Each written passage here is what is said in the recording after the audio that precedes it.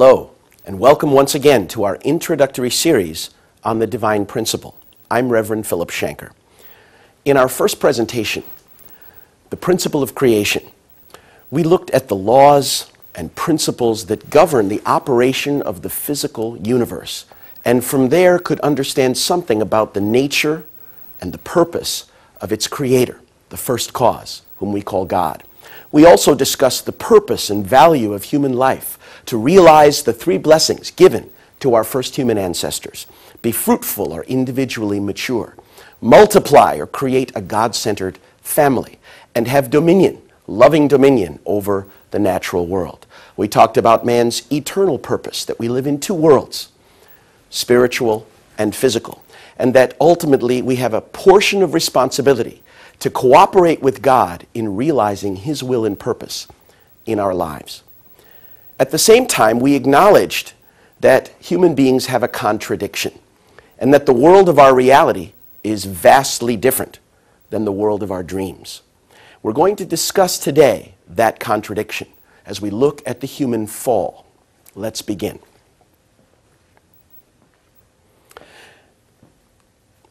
As we discuss this lecture series, you will see that along the bottom of the screen are the literal words taken directly from the divine principle, amplified by diagrams, and I will offer explanation and background for some of the major points.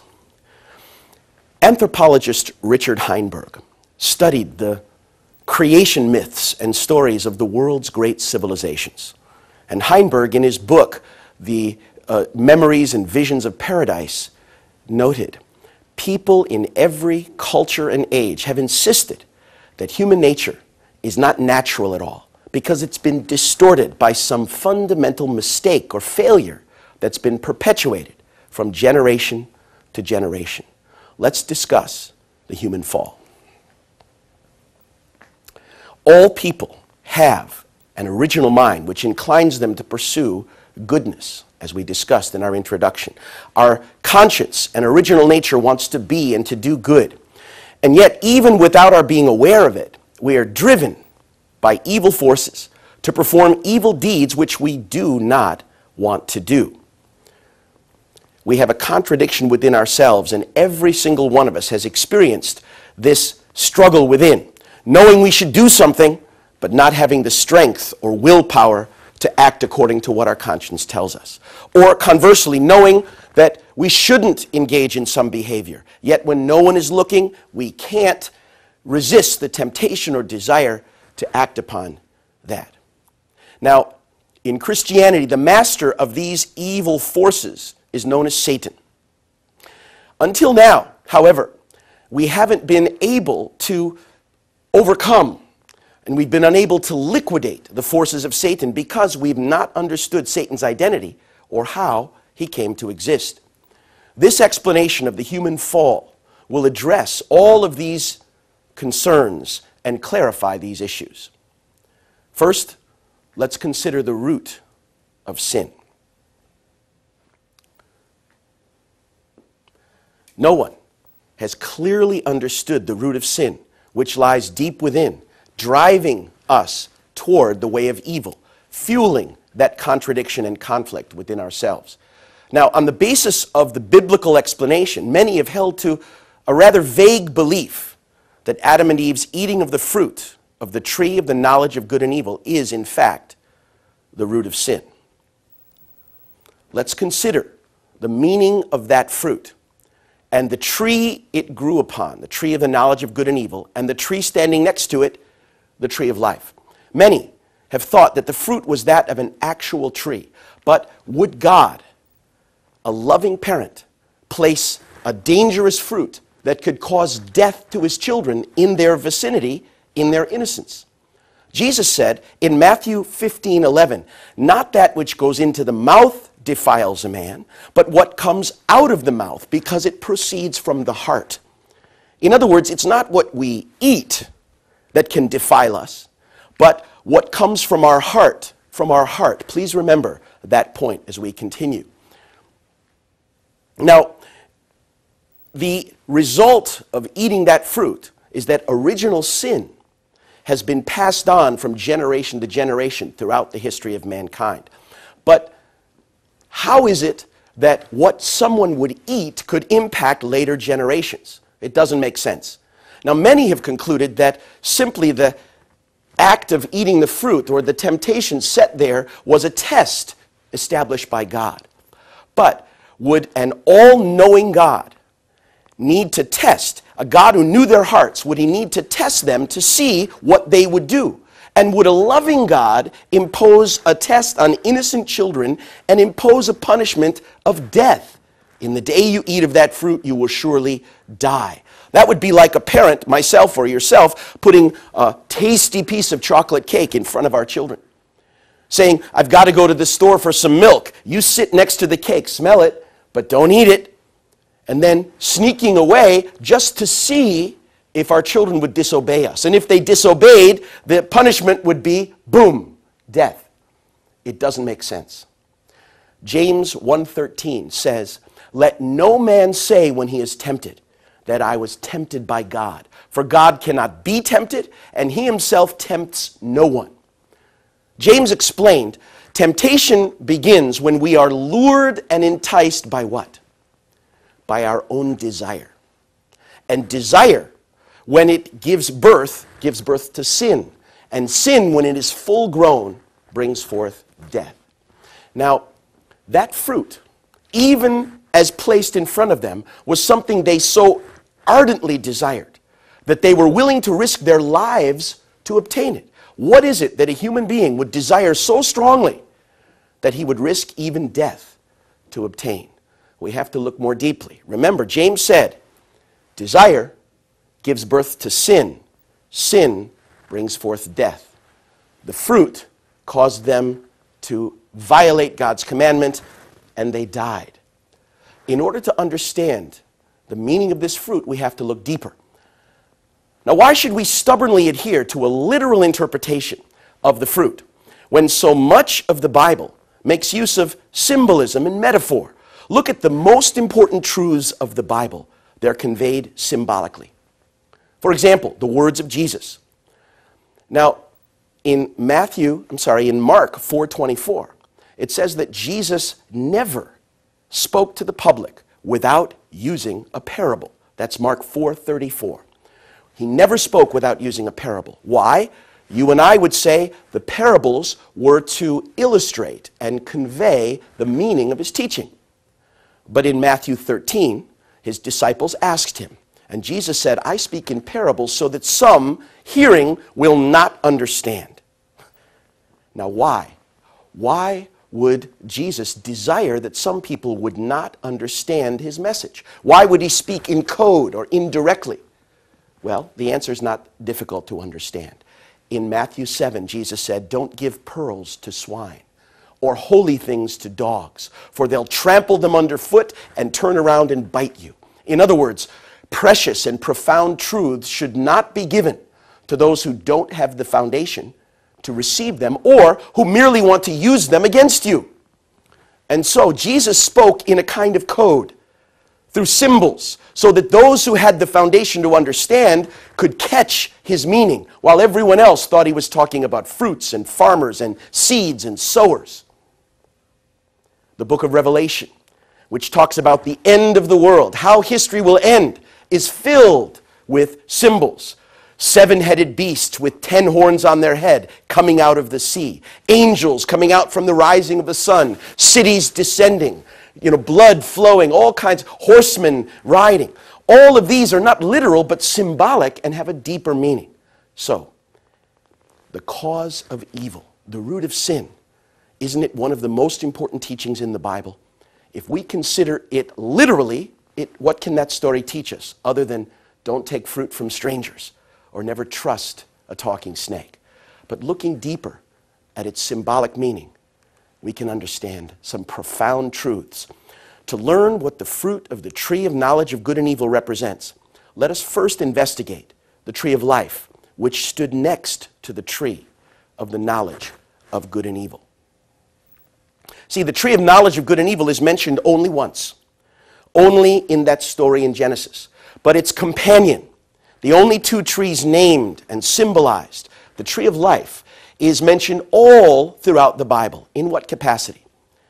In the Old Testament, it is set up as the goal and the ideal of people of faith. Proverbs 13:12. Hope deferred makes the heart sick, but desire fulfilled is a tree of life. In the New Testament, Christians are pointed toward the attainment of the tree of life. Revelation 22:14. Blessed are those who wash their robes, for they shall have the right to the tree of life and can enter the city by its gates. Now, washing one's robes, again, is not literal. It's not doing our laundry. It represents cleansing and purifying. And in Revelation 3, Jesus promises that the victorious believer will regain access to the tree of life. So what is this tree that fallen people have longed for and sought after all throughout history? Well, we can recognize that since the ultimate hope of humankind is the tree of life, we can infer that Adam's hope was also the tree of life. In fact, Genesis 3:24 says that the access that Adam had to the tree of life prior to the fall was blocked, was lost to him. He lost access by the fall. An angel with a flaming sword, a cherubim, was guarding the way to the tree of life. Now, as we'll learn in later discussions, the sword, like the sword that comes from the mouth of the Lord, and flames, like the fire that Jesus came to cast on the earth, are symbolic of the truth. So what is this tree of life that Adam had access to, lost by falling, has been sought after by men and women of faith throughout history, is attained by victorious believers, and then also ultimately we must go through the truth in order to reach it? We consider what was the hope of Adam during the time he was immature and growing toward perfection. Was it money, power, or earthly gain? It wouldn't have been that, because he had all things set before him. Adam's longing. He must have hoped to become a man who would realize God's ideal of creation by growing to perfection without falling. Adam's desire was to fulfill his purpose in life, his future, his goal, his career, his life and experience in the world. That's what he was aimed at, and that's what the tree of life represents. Let's consider that the symbol used for the first blessing to Adam and Eve is that of a tree. Be fruitful, like a tree grows to fully mature with the bearing of fruit.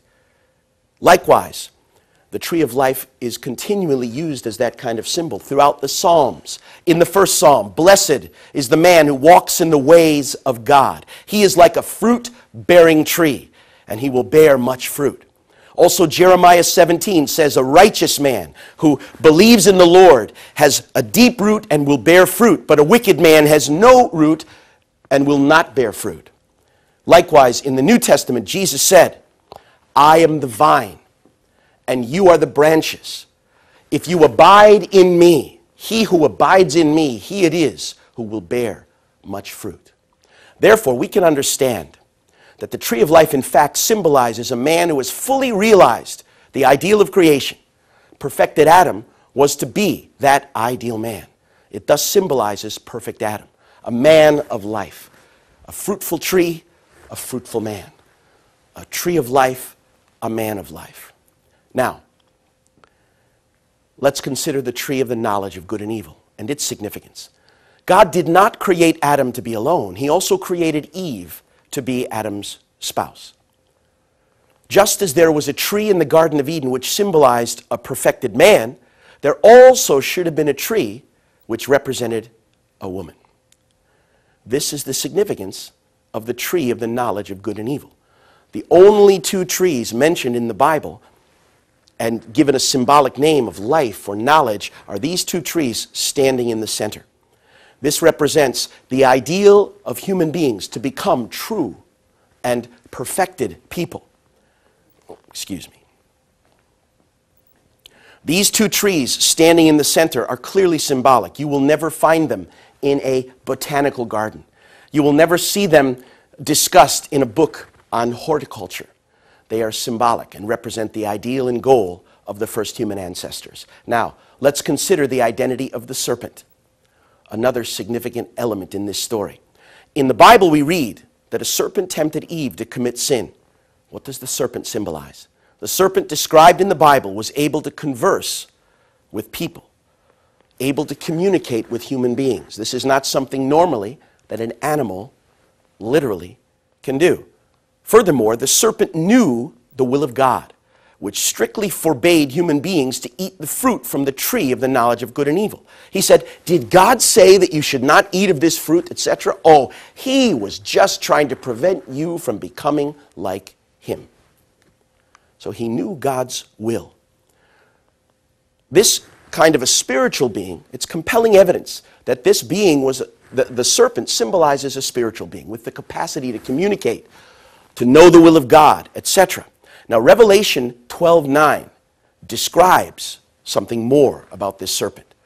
That great dragon, Revelation says, was thrown down, that ancient serpent who is called the devil and Satan, the deceiver of the whole world.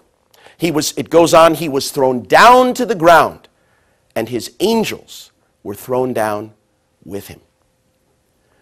So we have a being who's able to converse with human beings, who knows God's will, who has the wisdom and deceitfulness to tempt Adam and Eve, whose home was originally in heaven, had dominion over angels, and was cast down to the ground. We are left with the conclusion that the spiritual being represented by the serpent was not an animal in fact, literally, but a symbol for Satan.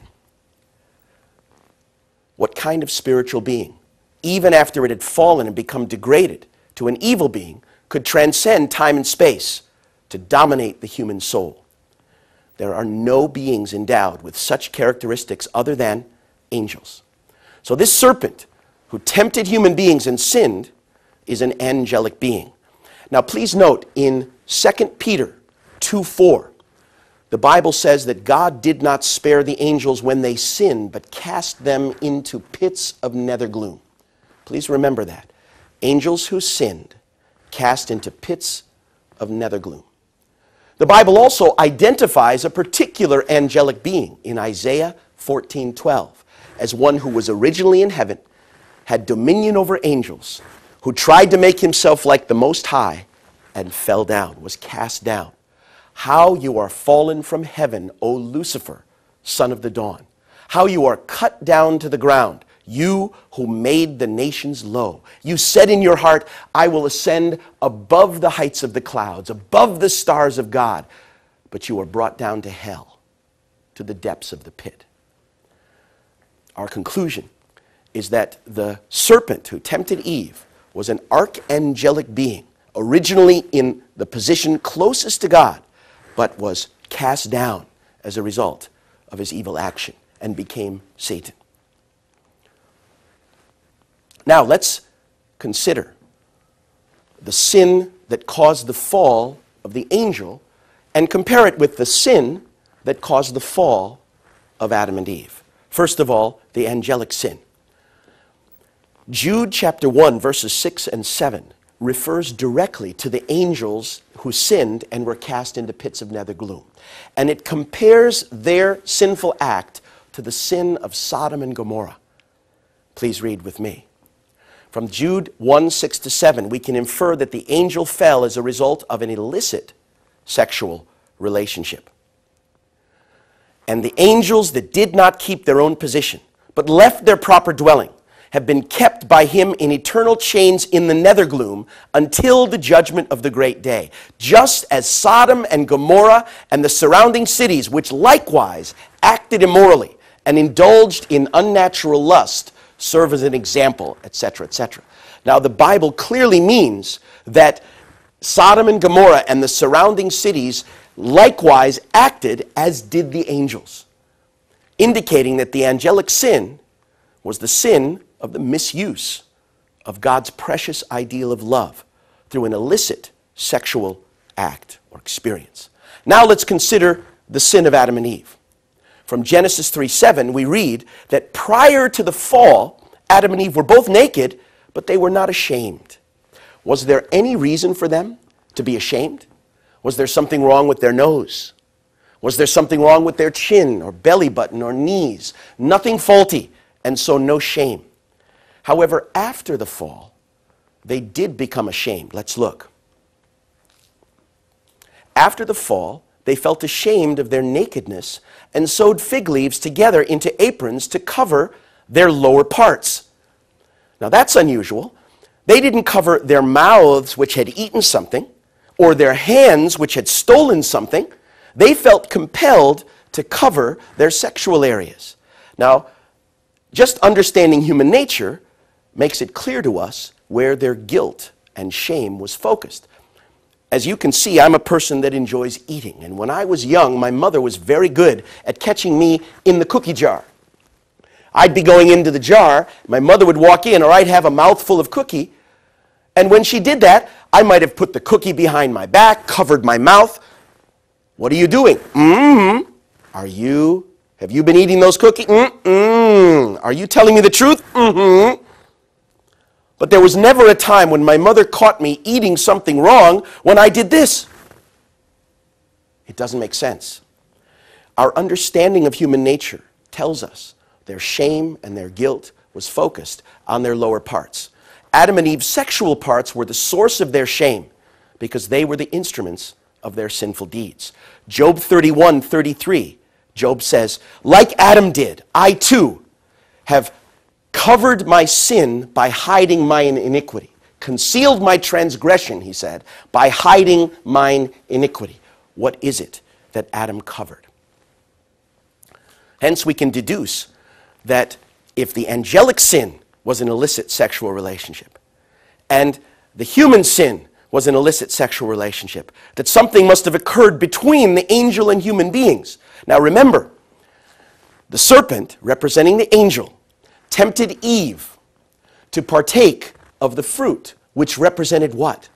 It represented Eve's maturity or love on a tree that should have become ripe, but she was not yet given permission. The time was not yet ripe. The angel tempted Eve to partake of that fruit prematurely. Then Eve, in turn, tempted Adam to partake of that fruit. An illicit sexual relationship. Let's look more deeply now at the meaning of the fruit of the tree of the knowledge of good and evil. What does the fruit represent? The fruit signifies the love of Eve. In the same way, as a tree grows to maturity, bears fruit, which in maturity contains healthy, ripened seeds, which become the basis of reproducing. So also, a human being in maturity is meant to multiply and reproduce through God-centered love and sexual relationship. So Eve's eating of the fruit denotes that she consummated a false or satanic love relationship with the angel, which bound her in a spiritual or even a blood connection to him, blood ties. That's the significance. Now Eve should have borne good children in maturity through her godly love. Instead, immature and self-centered love, through that, she bore evil children through false love. So we can conclude then that the root of sin was not that the first human ancestors ate a literal fruit, but rather that they had a false, premature, self-centered relationship, misused love with an angel, symbolized by a serpent. Now there is a preponderance of evidence of this particular fact, that this is in fact the case. It's interesting to note that the tree they ate of was the tree of knowledge. And in the Bible, knowledge is not always meaning learning or understanding. When the Bible says that Adam knew Eve and she bore a child, Lot knew his wife and she bore a son, Cain knew his wife, then knowledge indicates intimate relationship, which in this case, mature and complete, is good. Premature and self-centered, evil. Also, they ate of a fruit, which is a common metaphor in today's Middle East and at the time of the Bible for an intimate relationship with the opposite sex, to eat or pick a fruit. But you can say, well, where's that in the Bible? Please study the Song of Songs, the Song of Solomon, which describes the relationship between newlywed lovers and uses eating the choicest fruits of my beloved, climbing her tree and picking the fruits that represent her body and her love etc.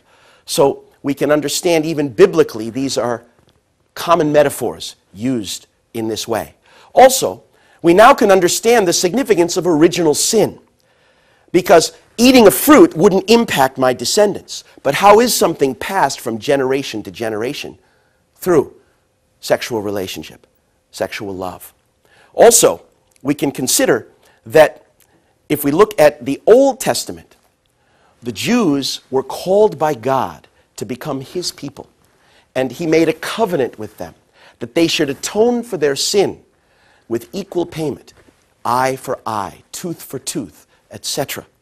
And the sign of the covenant, the signature, was that every Jewish male child should be circumcised, cutting the foreskin, draining the blood. It was a spiritual rite in order to reconcile them to the position of God's children. Look in the New Testament, and we find that both Jesus and St. Paul advocated celibacy. Jesus said there are eunuchs who have made themselves eunuchs for the sake of God.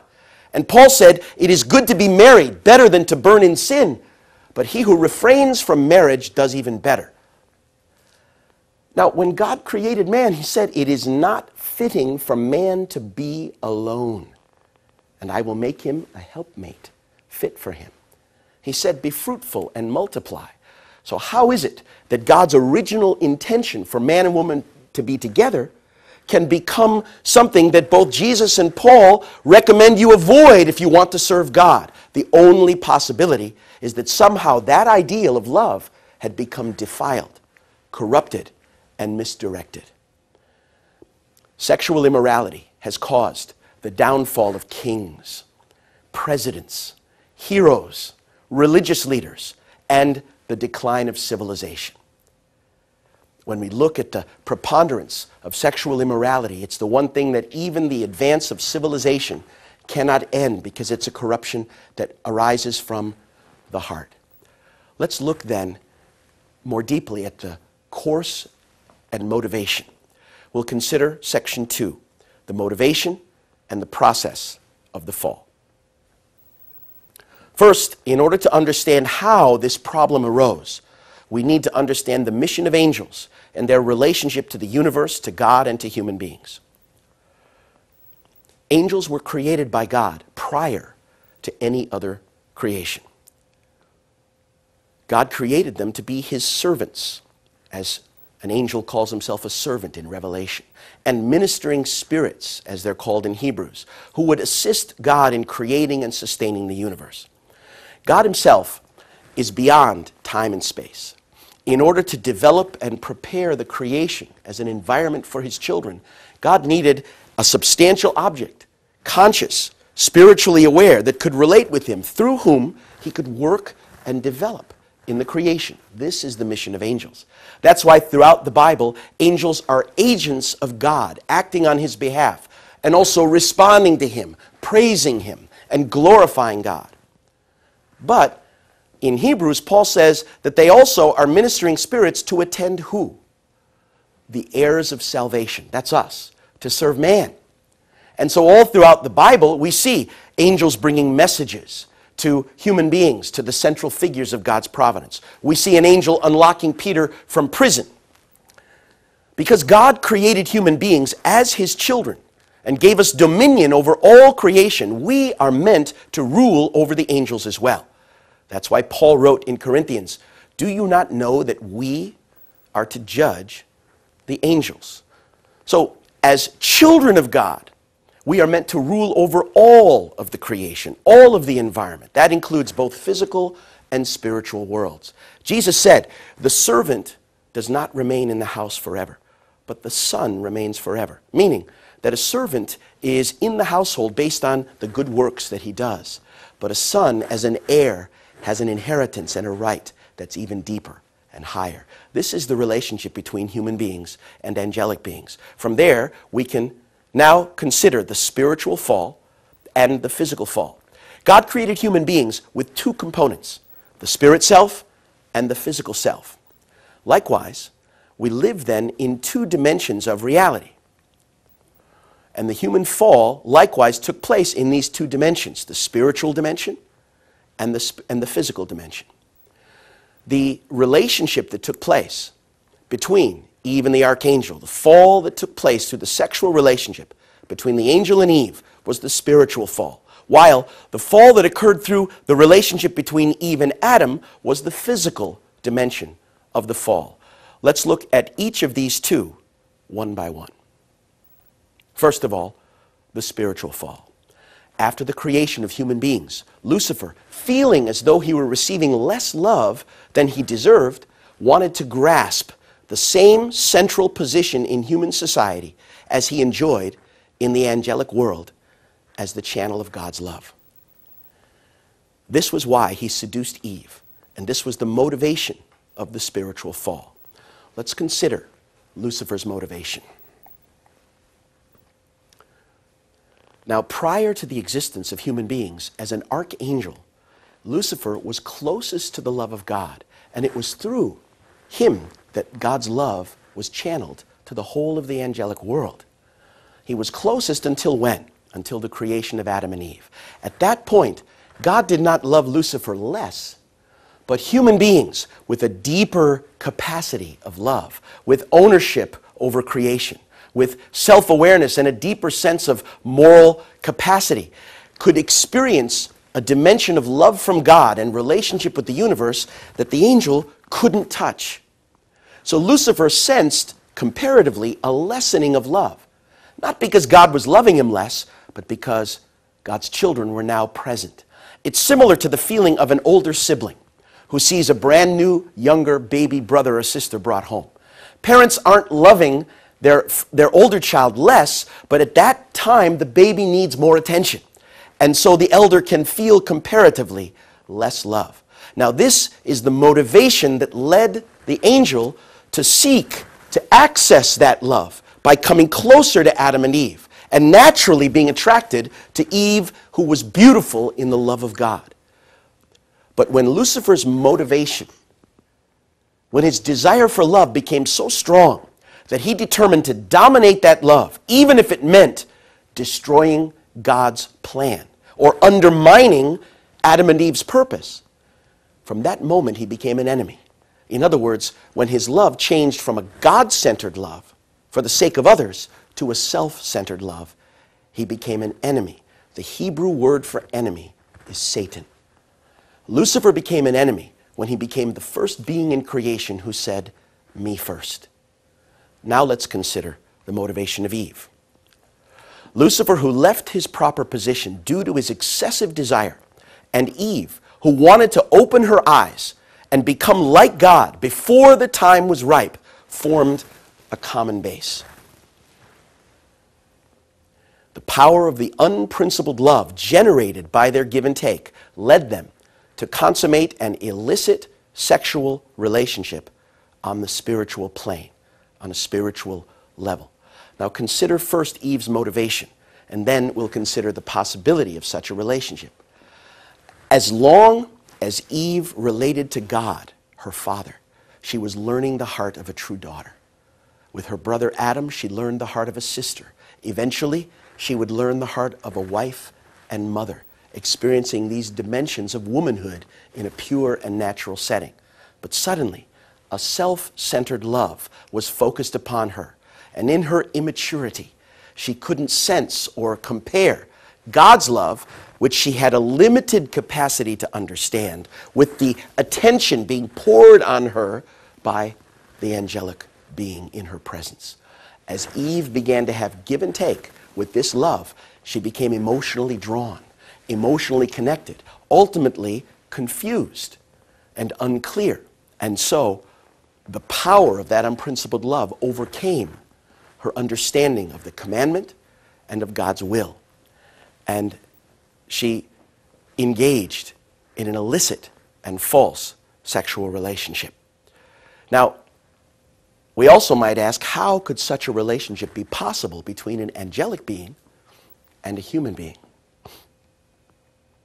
In fact, the Bible describes concrete contact between angels and human beings several times. For example, an angel wrestles with Jacob, strikes the hollow of his thigh, and knocks it out of joint.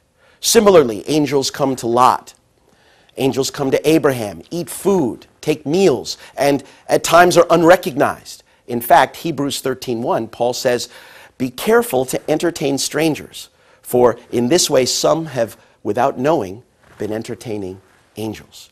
So their appearance and relationship and connection with human beings in a substantial way is biblically supported and apparently possible. So now let's consider the physical fall. The second aspect. Eve then seduced Adam with the hope that by uniting with him, she could rid herself of the dread and once again stand before God. In the heat of passion, in the power of her emotion, Eve became confused.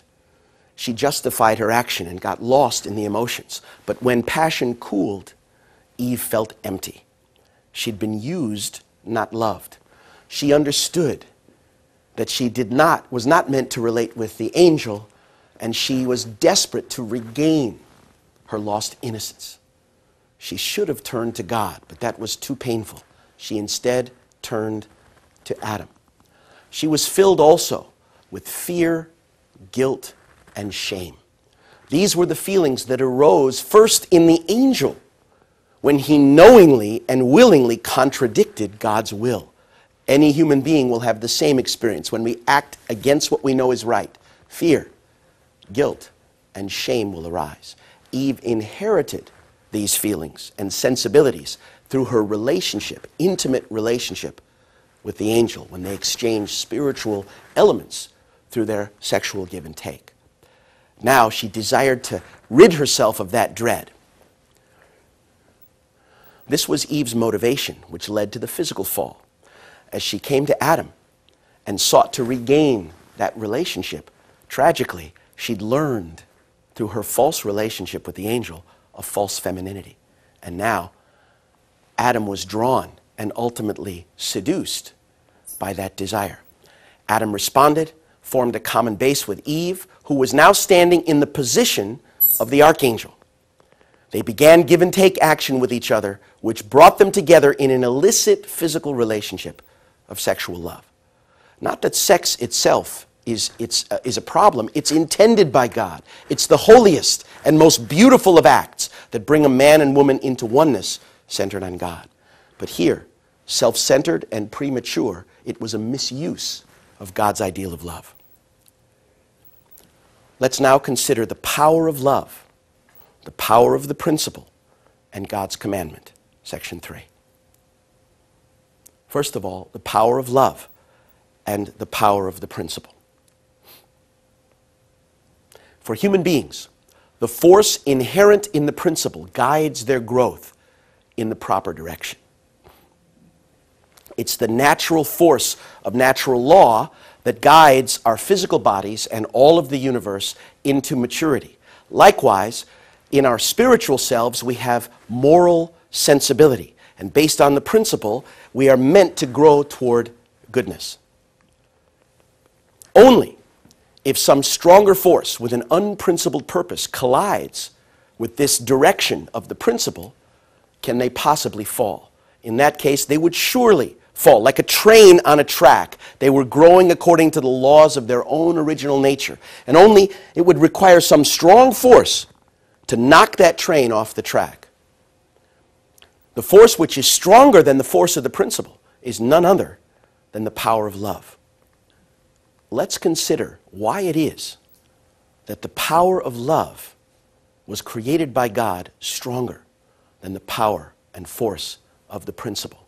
First of all, it's because God himself is love, as the Bible says. The essence of God's nature is his heart, and everything else in God, his righteousness, his justice, his lawfulness, his order, everything else in God is what it is and does what it does solely because of his nature of love. So love is the deepest aspect of God. And God wanted to rule human beings, not by power, not by force, not by fear of commandments and fear of punishment, but by love, to be bound in love. And therefore, love was created to be the strongest force. God did not want a world where human beings would be automatons or robots and God is pulling the strings. That would be a world where we're ruled by principle, where our attention to laws is stronger than the passion, desire of our heart. God didn't want such a world. In fact, if the world were a world based on principle and law, where would be the passion, the poetry, the longing when we're far away from those we love, the joy of coming together when we see them after a time of being apart?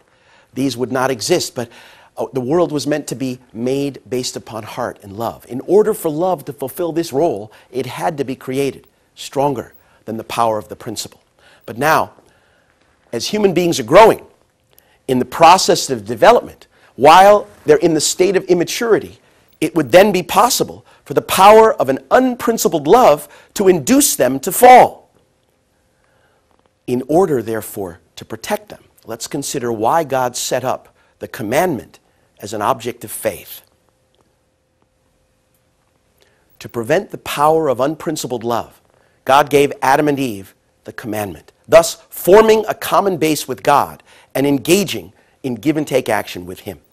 In other words, He gave them His word as a condition. By relating with God's word and simply obeying, they could overcome every difficulty or challenge. It's much the same as you would relate to an immature child. You can't expect them to be morally responsible in every case. You can't expect them to understand the consequences or to be devoted, reliable, and responsible. So you simply tell them what you want them to do and give them consequences if they disobey. This was how God gave them a condition to overcome the power of love. To prevent this power, Adam and Eve were given the commandment, giving them a common base with God so they could relate.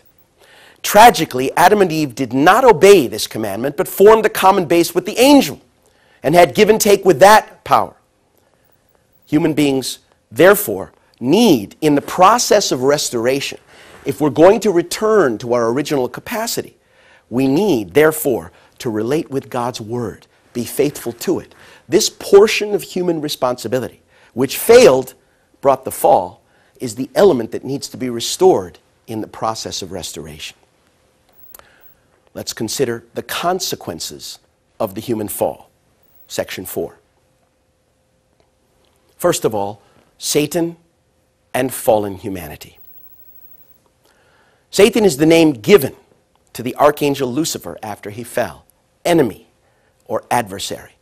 When the first human ancestors fell, they bound themselves in a spiritual and physical bond, blood ties, with Lucifer. In other words, their give and take relationship, instead of being centered on God in maturity and producing loving children and a good tradition and a good world, became a false and self-centered love, centered on a false master and multiplied evil. They formed a four-position foundation, yoked, bound to Satan, and thus all humanity became the children of Satan. For this reason, Jesus said in John 8:44, "You are of your father the devil, and your will is to do your father's desires," calling Satan our father. Likewise, in Matthew 12:23, Jesus angrily called the people a brood of vipers, or offspring of serpents. It's also for this reason that Romans 8:23 states that we need to be adopted in order to become God's children. Now, if God to be our Father needs to adopt us, it means that someone else has become in the parental position. And it's for this reason that Christianity teaches that in order to enter the kingdom of heaven, we have to be born anew, born once again. Nicodemus asked, he asked to Jesus, does that mean I have to go back into the womb of my father and mother and come out one more time? But no, rebirth is through heavenly parents, parents of a new lineage, and that's the role of Jesus and the Holy Spirit. It's the reason why Jesus said in the 6th chapter of John, "You must eat my flesh and drink my blood." It doesn't mean vampirism. It means that we must become and inherit the flesh and blood of Jesus. Be my flesh and blood. Connect to my lineage. Connect to my heritage, which once again, is directly from God. Secondly, Adam and Eve fell while they were still immature. And so as Satan gained dominion over man, he also, through man, gained dominion over all of the creation. The whole world has come under Satan's sovereignty. Therefore, in John 12:31, Jesus called Satan the ruler of this world. In 2 Corinthians 4:4, St. Paul called Satan the god of this world. Now let's consider Satan's activities in human society. Satan cannot perpetrate his evil activity unless he first finds an object partner with whom he can form a common base and engage in give and take. In other words, Satan is not omnipresent like God. The only way self-centered, dominating, self-justifying evil can be multiplied is if there can be a common base, if he can draw other beings into that relationship. Now, Satan's object partners are evil spirits in the spirit world, first of all. Then, the objects of these evil spirits are the spirit selves of people on earth. Therefore, we can be influenced not only by good desires, but also false and self-centered and obsessive desires that seem to come from beyond us.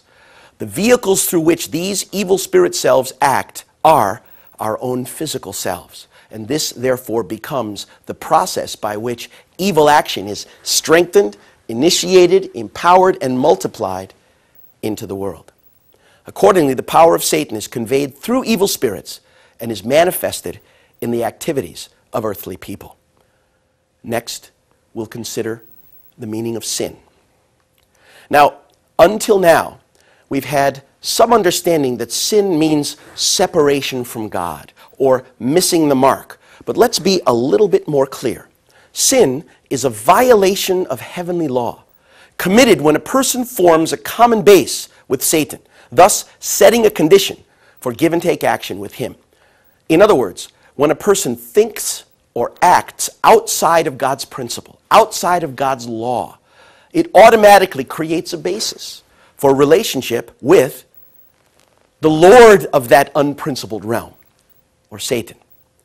Now, as a result of that common base, give and take action will begin, pulling us in the wrong direction, causing us to struggle with that contradiction and act against our conscience, leading to a violation of heavenly law. This is the process by which evil power tries to dominate and compete to justify its existence and maintenance of position, of the false position claimed through the fall. Now, sin can be classified into 4 different kinds. Now, here we're not talking about degrees of sinfulness, how bad, but we're talking about the different ways in which the false god, Satan, has laid a claim on humankind. The first classification of sin is original sin. This sin originated with our first human ancestors and is ingrained in our lineage.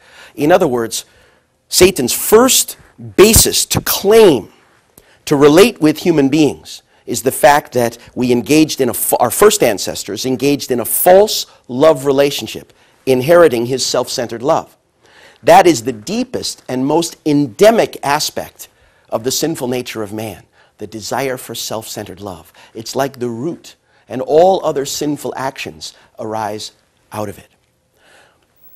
The second sin is hereditary sin, this classification. This is the sin that one inherits from one's ancestors, as in Exodus 20, verse 5, where it says that the sins of the fathers are visited upon later generations. It's the same as a debt left unpaid will be inherited. So also, Satan seeks to justify his involvement and claim with human beings based not only on the original condition of false love, which we've inherited, but also those sins we inherit from our ancestors. The third classification is collective sin, the sin for which a person is responsible by virtue of being a member of a group.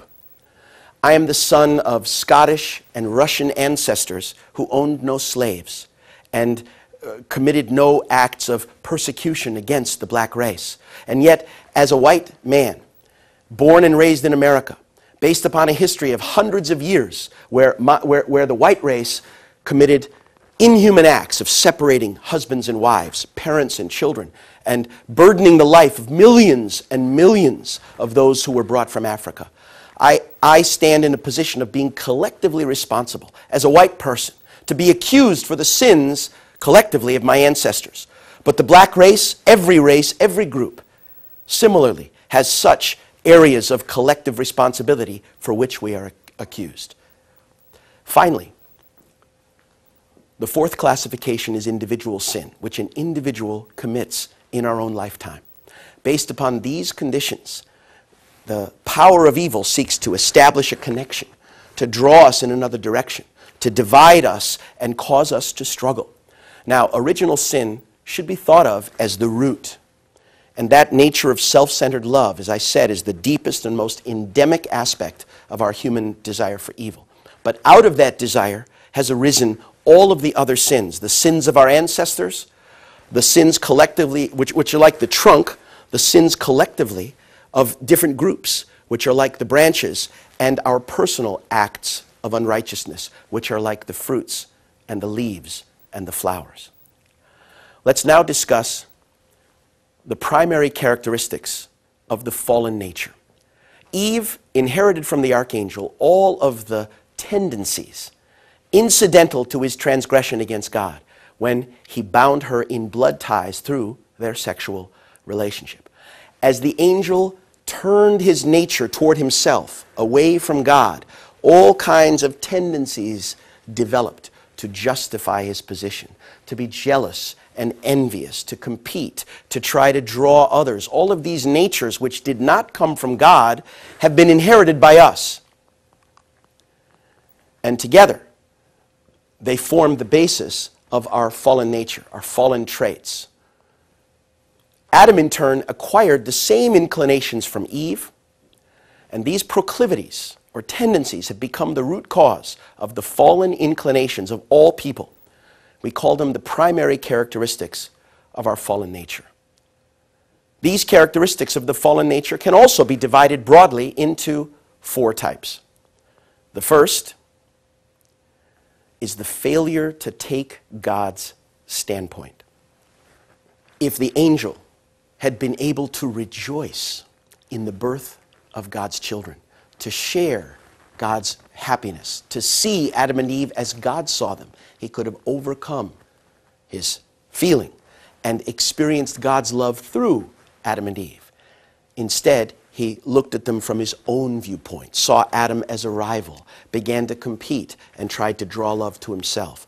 This tendency, inherited by human beings, is the basis of selfishness, self-justification, to rationalize and explain reality to justify the actions we take. It's also the basis of jealousy and envy and these kinds of and resentment in these kinds of areas. The second of the four fallen natures is leaving one's proper position. The angel, unable to keep his proper position, instead left it because he felt less love in that position.